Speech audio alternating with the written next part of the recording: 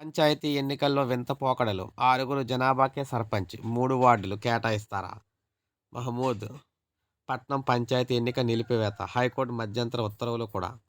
So, Warangal జిల్లా సముద్రం మండలం మహమూద్ పట్నం గ్రామంలో కేవలం 6 ఎస్టీ జనాభా ఉంటే వారికి సర్పంచ్ పోస్టుతో పాటు 3 వార్డులను కేటాయించడాన్ని హైకోర్టు తప్పుపట్టింది. 2025 జనాభా ఓటర్ల జాబితాను పరిగణలోకి తీసుకోకుండా 2011 జనాభా లెక్కల ప్రకారం రిజర్వేషన్లు కేటాయించడం సరికాదంది. దీనిపై స్పందించిన వినతి పత్రంపై నిర్ణయం తీసుకోలేదాకా మహమూద్ పట్నం పంచాయతీ ఎన్నికలు నిలిపివేయాలని చెప్పిందనమాట.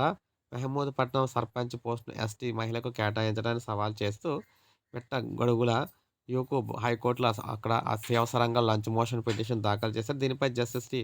మాధవీదేవి విచారణ చేపట్టారు.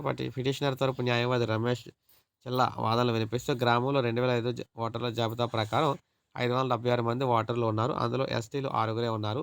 వీరికి సర్పంచ్ పోస్టుతో పాటు 3 వార్డు సభ్యులైతే కేటాయించారు. 250 మంది ఎస్సీలు, 300 మంది బీసీలు, 20 మందికి పైగా ఓసీలు ఉన్నారన్నారు. బీసీలకు 42% రిజర్వేషన్ కేటాయిస్తూ ఇచ్చిన నోటిఫికేషన్‌లో ఎస్సీ జనరల్ మహిళలకు కేటాయించాల్సిన అధికారులు ఇప్పుడు ఎస్టీలకు కేటాయించారన్నారు. దీనిపై ఇచ్చిన వినతి పత్రంపై చర్యలు తీసుకోలేదన్నారు. వినతి పత్రాలపై చర్యలు తీసుకునేదాకా మహమూద్ పట్నం పంచాయతీ ఎన్నికలు నిలిపివేస్తూ ఉత్తర్వులు జారీ చేస్తూ విచారణ డిసెంబర్ 29కు వాయిదా వేశారనమాట.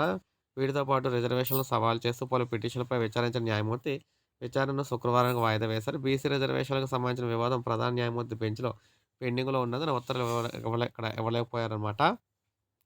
పిటిషనర్ల తరపు న్యాయవాదులు వాదనలు వినిపిస్తూ బీసీలకు 23% కూడా కేటాయించలేదన్నారు.